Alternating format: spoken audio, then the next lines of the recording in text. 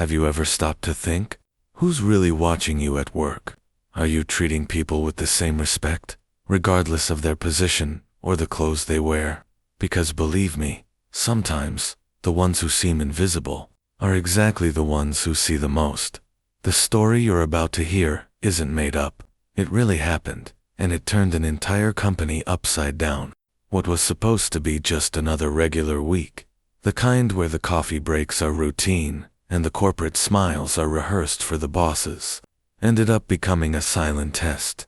And let me tell you, a lot of people failed it badly. It all began when Helena, a seemingly simple woman, showed up to work as the new cleaning staff. An unfamiliar face, navy blue uniform, a temporary badge hanging around her neck, and a humble posture. She walked through the company doors like any other outsourced worker. But there was something different about her. An attentive gaze, a quiet presence, and, most of all, a hidden purpose. Throughout the week, she pushed her cleaning cart down the hallways, picked up trash, wiped down desks, and listened.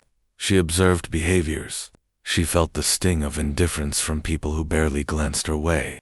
People who talked about empathy in meetings but looked away instead of saying a simple good morning. People who preached respect but mistreated those who weren't wearing suits. The first to fail the test were the mid-level managers, the ones who think leading is about giving orders, not serving. One of them complained that the new cleaning lady was cleaning his office at an inconvenient time, without ever asking her name. Another mocked her appearance, calling her a baseboard ghost in front of interns, who laughed along, too timid to speak up. But amid so many questionable behaviors, one stood out in a positive way. Clara, a newly hired intern, was one of the few who saw Helena as a person, not a role. She always smiled, asked if Helena wanted some coffee, and even offered to help when she saw her struggling to carry a heavy bucket. That small gesture would make all the difference in the end. On Friday, a general meeting was called. Everyone was present: executives, managers, employees, interns. No one had any idea what was about to happen. Then, in the middle of the room, cleaning lady Helena entered, but this time, she wore an elegant gray suit, her hair neatly tied back, her gaze calm, and a new badge, now showing her full name and title, Helena Sampaio, CEO of the company. Silence took over the room. The same people who had ignored her now stared in shock. Those who had mocked her avoided eye contact, ashamed. Helena calmly walked up to the stage, and with the poise of someone who doesn't need to shout to be heard, she began to speak. For the past 5 days, I've been here with you, not as your CEO, but as someone who observes, listens, and feels. And what I saw made me reflect deeply on the culture we are cultivating here. She went on, describing some of the situations she had witnessed, without naming names, but making it clear. Selective respect has no place in a company that calls itself innovative and humane. She paused, then concluded, Today, more than rewarding technical performance, I came here to recognize character, because it's easy to be kind to someone who can promote you. What's hard is being fair when no one's watching. At that moment, she invited Clara, the intern, to join her on stage. In front of everyone, she praised her attitude, her attentive heart, and announced a symbolic promotion. Clara would now accompany the executive team in a new human development and integration program. The young woman, visibly moved, could hardly believe it. Meanwhile, those who laughed at the cleaning lady were invited to reflect on their behavior. That episode echoed through every department. It became a milestone, a turning point that didn't require yelling or harsh punishments, just the truth, delivered with elegance and fairness. And the lessons kept resonating through the hallways long after it happened. Because in the end, this isn't just a story about a CEO in disguise. It's a story about what happens when humility is put into practice and arrogance is unmasked without revenge. It's about recognizing that leadership isn't measured by badges, but by presence. That respect isn't a transaction, and that every small gesture, no matter how trivial it seems, reveals more about you than any sparkling resume. Now, let me ask you, how would you treat someone if you didn't know who they were? Because maybe that is the question that separates those who simply work from those who truly lead. And if you've made it this far, it's because this story touched you somehow. So leave a comment below. Which part resonated the most with you? Have you ever been overlooked because of how you look? Or seen someone be genuinely respected, even without status? Share it with us because stories like this need to be told. And more than that, they need to be lived. Helena arrived without a fuss. With a broom in one hand and a cloth in the other, she walked through the company's hallways, as if entering uncharted territory. No one asked her name. No one cared where she came from. But she didn't mind. She knew that in some stories, silence speaks louder than any badge. And while some rushed to ignore her, she quietly observed, with a calmness that made people uneasy. The only one who truly saw her was Clara, an intern with sharp eyes and a kind heart. Whenever they crossed paths, Clara offered a sincere smile and a simple question. How was your day? It might seem small, but that carries more power than most people realize. Sometimes, one empathetic gesture can change the entire course of a story. And Clara, without knowing it, was writing one of the most beautiful chapters in what would become the company's biggest transformation. Helena, with her serene posture, carried out her work patiently, but with excellence. She didn't just clean desks, she absorbed the environment. She noticed the details others overlooked, like someone who reads between the lines of a vital contract. And that, my friend, is a rare skill. While many focused on job titles, she focused on character. And that was only the beginning of a story that was about to flip everything upside down. In the company's routine, prejudice didn't scream, it whispered, disguised as jokes, as harmless banter, as technical feedback. Roberto, one of the senior managers, made sure to show his superiority. When he saw Helena cleaning, he'd say things like, "Will she ever finish this hallway? Or these cleaning jobs should be invisible, like her." No one really laughed, but no one said anything either. And silence, in stories like this, screams louder than any voice. One day, during an important meeting, Helena entered the room to clean, as per the official schedule. Roberto, annoyed by the reminder that ordinary people also occupied that space, scolded her in front of everyone. "This is not the time to be wiping things down," he said, as if her presence stained the room more than the dirty floor. That kind of humiliation is like invisible poison, slowly corroding respect, empathy, and ethics across the entire workplace. But instead of reacting with anger, Helena took silent notes, not of words, but of intentions, postures, behaviors. Every gesture of disdain was a brick in the construction of a truth she knew would one day come to light. And when you start to see a company through the stories it avoids telling, that's when you understand where the true leaders are, or where they're missing. And that's exactly where something unexpected begins. While the corporate world rushed forward, Helena stayed steady and alert. Every step she took through the hallways wasn't just to clean, it was to listen. She paid attention to the whispers, the impulsive decisions, the meetings where people talked too much and listened too little. She recorded everything, not in a notebook, but in her soul. She knew that the most revealing stories don't come from reports. They're found in the subtext of human behavior. She began to notice patterns. A leader who yelled more than he led. An employee who was efficient but invisible. A culture based more on appearance than substance. It was as if she had become an anthropologist of the corporate environment, with the difference that her tool for analysis was a mop, not a pen. While others saw just a cleaning lady, she saw a living laboratory of dysfunctional leadership and selective empathy. Many want to improve their companies with expensive consultants, yet forget to listen to those who actually see everything. Want a practical example? Talk to the receptionist, the security guard, the woman who serves the coffee. Ask them what the real atmosphere of the company is like. They know, they live it. And just like Helena, they carry stories that if heard could prevent many crises. And it was in one of those silent observations that something unplanned happened. It was Monday morning when unusual activity began. Internal memos, last-minute meetings, people tightening their ties as if trying to fix their character through appearance.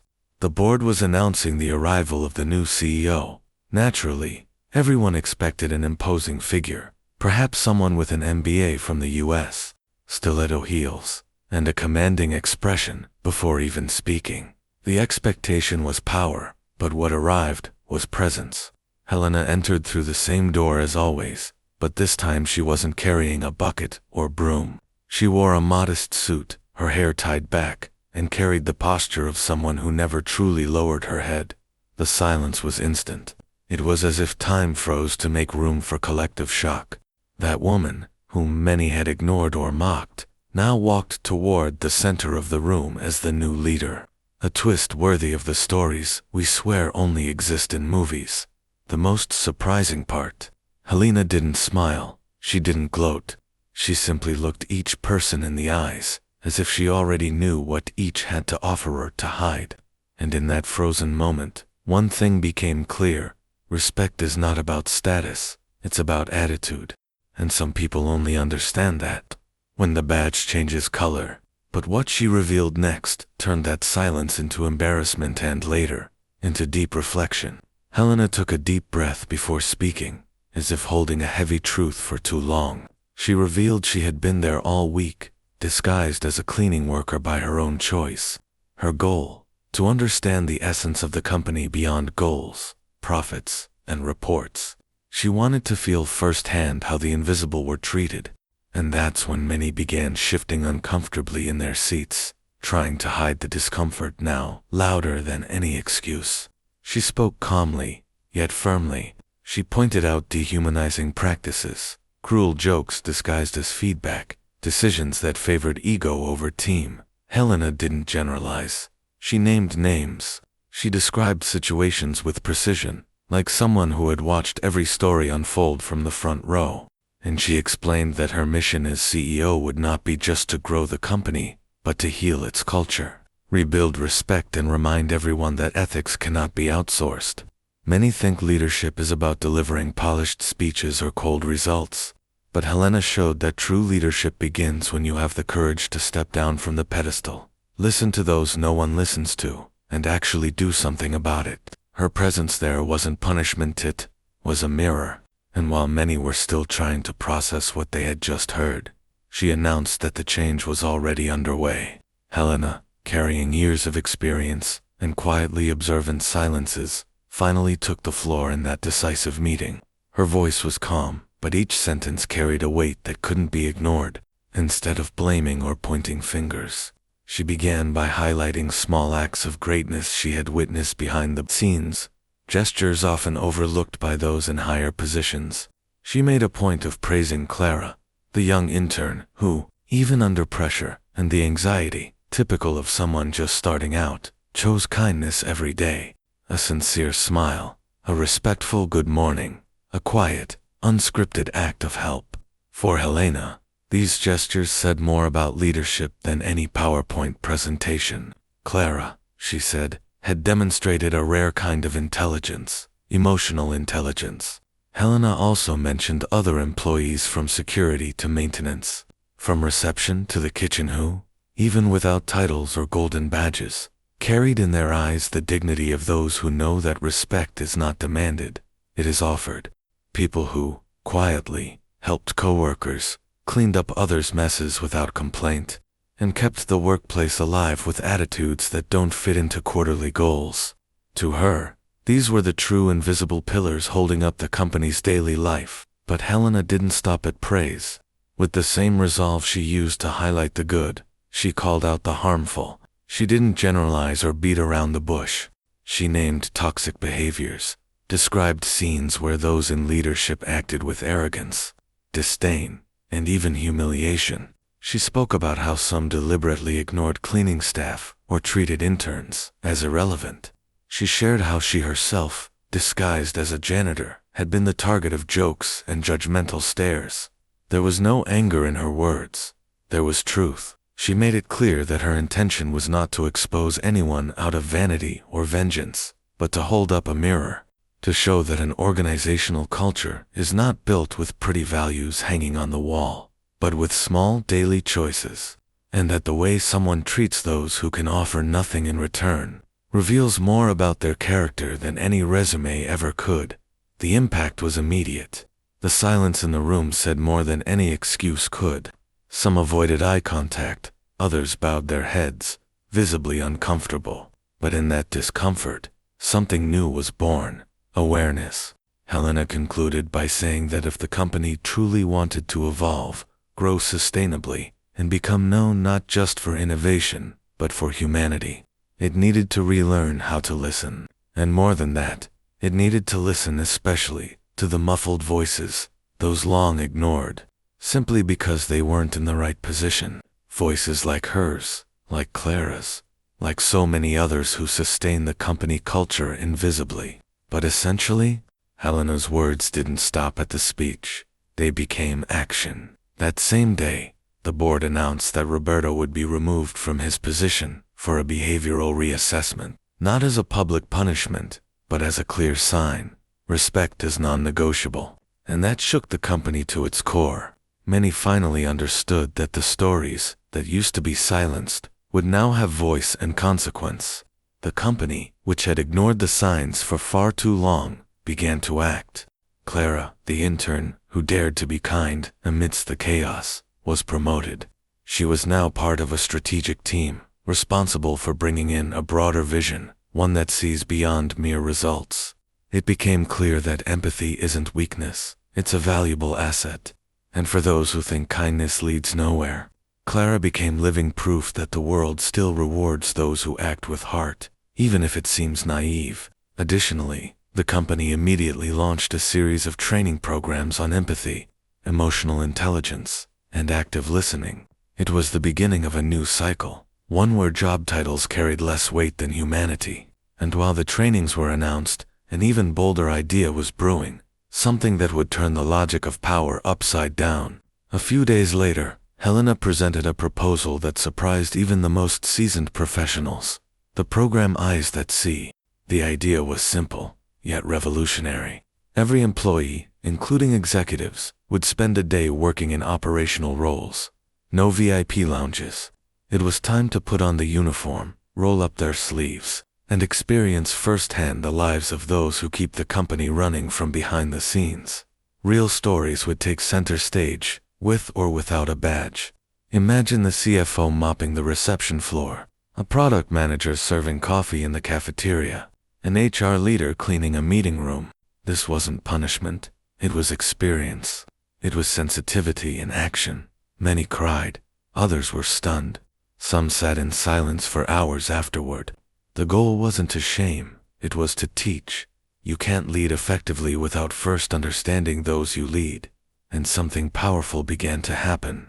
Conversations changed tone. Arrogance gave way to curiosity. Leaders who once overlooked the janitors now sat beside them to hear their stories. It was as if the company had gone through a human awakening. But the most beautiful part was yet to come. Something that would change not just the company, but how the world would come to see it. Over time, the Eyes That See program stopped being just an experience and became part of the culture. The company began to breathe empathy. Cleaning staff, receptionists, and security guards, once almost invisible, were now greeted with respect and, more importantly, listened to. That old saying, "No one is indispensable," lost its sting, because now everyone understood. There are stories that cannot be replaced, only recognized. The change ran so deep that soon, the company began appearing in organizational culture and inclusion rankings. Not because of marketing strategy, but because something real had taken root. The transformation was visible, in attitudes, in smiles, in hallway conversations. HR no longer hired just for resumes, but for character. And most importantly, leadership at the top learned to listen to the base. A rare thing in corporations, where egos often shout louder than common sense. Even customers noticed. Service improved. Deadlines got shorter. The team seemed more aligned, because when a company understands that respect is a strategy, everything begins to align. The atmosphere became lighter, more creative, more efficient. But none of it would have happened if one woman hadn't had the courage to begin her leadership from the bottom. And as you'll see, the ripple effects didn't stop there. With everything that had happened, the company decided to turn the entire experience into an internal documentary. No advertising, no filters, just facts, employee testimonials, everyday scenes, raw reactions. It was as if every minute recorded became a mirror, revealing not just what the company used to be, but what it could never afford to be again. And in that mirror, many stories came to light, ignored, overlooked, but finally receiving the spotlight they had always deserved. The documentary was shown across all departments. Some people cried, some apologized, some decided to change the way they treated others. Helena's final words became a kind of silent mantra in the hallways. If you only show respect when you think someone can promote you, then you've understood nothing about respect. A simple sentence, but powerful enough to shatter egos like an earthquake. Since then, every new hire watches that video during onboarding, because more than a touching story, it's a reminder, a declaration that in this company, no one is too small to be heard, and no one is too big to learn how to listen. And even though many things have changed, the greatest shift wasn't in the systems. It was in the hearts and minds of those who now understand that true kindness transforms everything. So let me ask you, how have you been treating the people around you? With true kindness, or only when it's convenient? Because, at the end of the day, respect isn't a prize for those who deserve it. It's a principle for those who truly understand what it means to live in society. It's easy to smile at someone who might promote you. The real challenge is to treat everyone with the same dignity, especially those with no title at all. That's where true values are revealed. We live in a world where too many confuse hierarchy with superiority. But if your success depends on putting someone else down, maybe you're not that successful after all. Real leadership, the kind that transforms environments and touches lives, doesn't need a golden badge. It shows up in the quiet power of your actions. And those who live that way know, the most transformative stories begin when empathy walks through the door that ego tried to close. Look around you.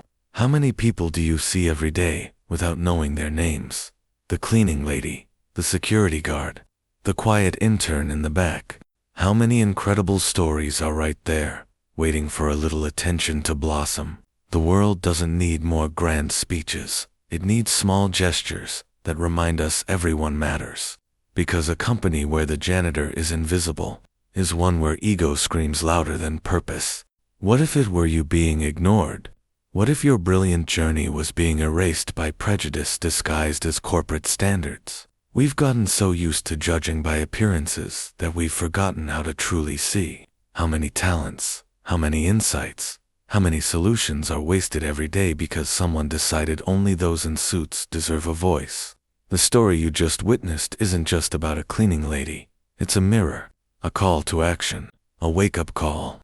Because yes, job titles may change, names on badges, too, but character, that can't be faked. You might pretend to be kind for a while, but the truth always finds a way out, especially when someone else is in control. And if life puts you in a similar situation today, if you were judged not by what you say, but by what you do, in the background, in the hallways, in the elevator conversations, what would your legacy be? What would people say about you when you're not in the room? Because it's easy to shine in a presentation. The real challenge is staying consistent when no one's applauding. Now, let me make you an honest invitation. Why not use this story as a turning point? Why not decide that from today on, you'll be the difference you want to see in others? It doesn't take grand gestures. Start by remembering that every person carries a world inside them, a memory, a struggle, a triumph, a story. Respecting that is already a revolutionary act. And yes, maybe you're not a CEO. Maybe you don't have a say in company policies. But never underestimate the impact of one coherent attitude. Because what truly transforms an environment isn't your job title, it's your awareness. And what defines your journey isn't what you achieve, it's how you achieve it. Empathy is the most underestimated skill of the century, and, ironically, the most urgent. So I'll leave you with one question, one that matters more than any degree. How do you want to be remembered? as someone who went through life unnoticed, following the flow without ever questioning, or as someone who chose to do things differently, even when it would have been easier to look the other way. If this story moved you, if it made you reflect, if it stirred something inside you, drop a comment below. I truly want to know, what part touched you the most? And more importantly, what are you willing to change starting now? If you enjoy this kind of reflection, if you want to keep discovering real stories that inspire transformation, mindset shifts, and deeper awareness, then hit subscribe. Turn on notifications, because here, every video isn't just content, it's an invitation to see life more profoundly. And remember, the stories that truly matter aren't the ones that go viral, they're the ones that transform. Start writing yours.